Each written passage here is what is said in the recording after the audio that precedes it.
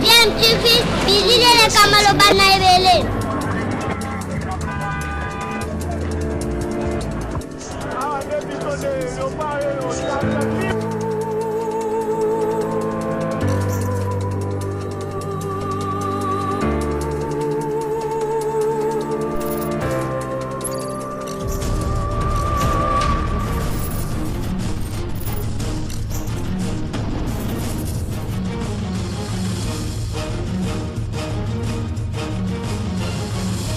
DMTV toujours en avant.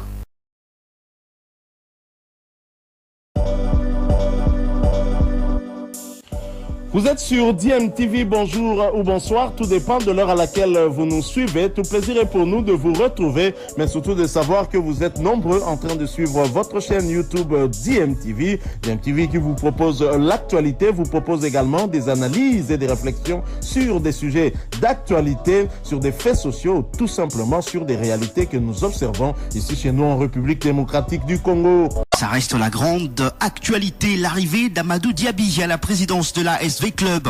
L'homme d'affaires congolo-guinéen a été élu à l'unanimité mardi au cours de l'Assemblée générale extraordinaire et élective qui s'est tenue à Kinshasa. Candidat unique à ce poste de président, il remplace Bestine Okazadi, destitué le 2 décembre dernier, ensemble avec l'ancien secrétaire général Patrick Banichaï et l'ancien trésorier général Julius Elumbe. Cette nouvelle Assemblée générale devait justement compléter tous les postes vacants du comité dirigeant de V-Club. Et Amadou Diaby, qui s'est dit être fan de V-Club depuis son enfance, a exprimé sa grande joie de prendre la tête de ces grands clubs de la RDC en l'écoutant. Aujourd'hui, c'est un jour historique pour moi. Je n'ai pas pu garder mes larmes parce que je pense à mon enfance. Je ne pouvais pas imaginer qu'un jour, j'aurai le beau monde que vous êtes et que le petit Amadou qui supportait Vita au stade du 20 mai à l'époque, Tata Raphaël, qu'aujourd'hui, il est élu devant vous comme président de Vita Club délégué. Et je m'engage ici devant vous de ne pas trahir Vita Club.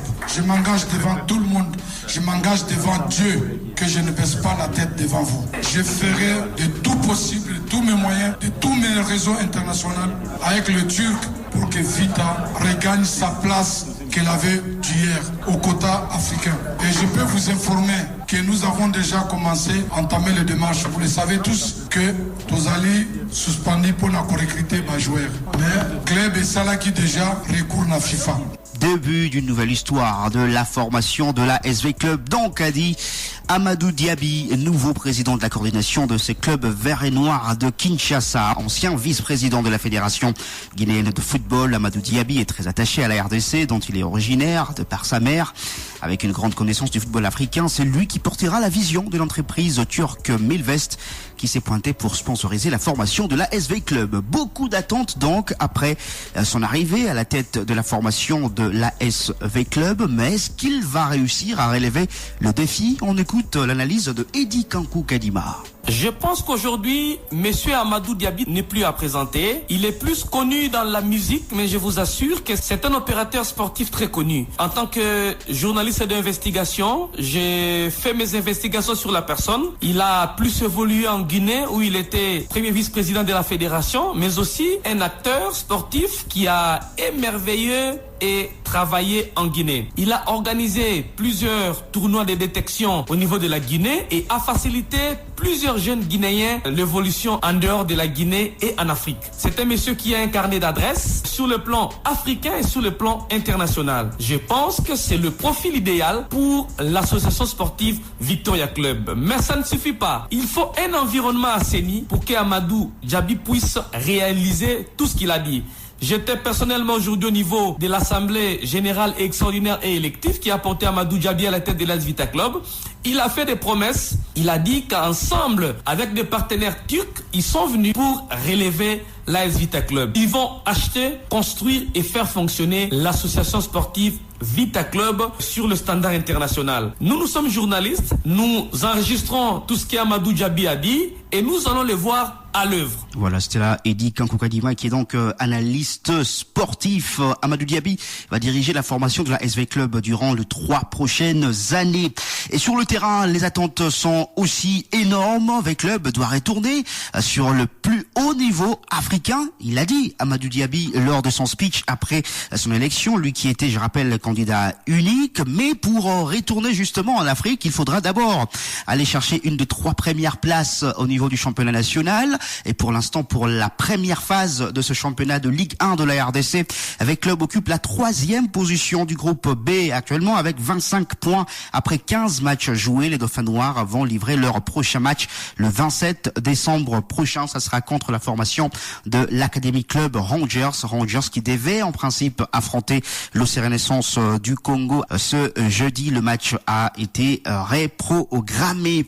Toujours en football, on va parler de la Ligue des champions de la CAF et cette belle opération du tout-puissant Mazembe hier à Lubumbashi. Les Corbeaux qui se sont un tout petit peu détachés au classement du groupe A de cette phase de groupe de la C1 en Afrique en s'imposant sur le score de 2-0 devant Nouadhibou de la Mauritanie. Les 2 buts de Mazembe ont été inscrits par un seul joueur. Il s'agit de Cheikh Oumar Fofana dans les 10 dernières minutes de cette partie. Belle opération, oui, puisque Mazembe compte désormais 7 points plus 2 de goal average, même nombre de points que la formation de Mamelodi Sundowns qui est allée s'imposer à l'extérieur en Égypte contre la formation de Pyramids FC de Fiston Mayele de la République démocratique du Congo. Donc 1-0, 7 points plus 3 pour Mamelodi Sundowns en cas de victoire lors de la prochaine journée contre Pyramids FC de l'Égypte à Lubumbashi.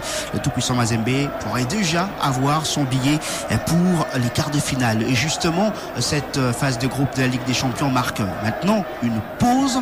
La compétition va revenir après la Coupe d'Afrique des Nations Côte d'Ivoire 2023. Ce sera au mois de février prochain. On connaît déjà les noms d'un club qualifié pour les quarts de finale. Il s'agit de la formation de l'ASEC Mimosa de la Côte d'Ivoire qui a battu largement Galaxy de Botswana 3-0 hier, alors que le Wydad Athletic Club de Casablanca continue à peiner dans cette Ligue des Champions. Une nouvelle défaite du club marocain battu par Simba de la Tanzanie 2-0. Le club de Jean-Florent Ibenge Al Hilal dans le groupe C a donc fait jeu égal, 1 but partout à domicile contre Étoile du Sahel. Match nul également entre Petro Atlético de l'Angola et l'Espérance sportive de Tunis. Et justement, on a parlé de la Coupe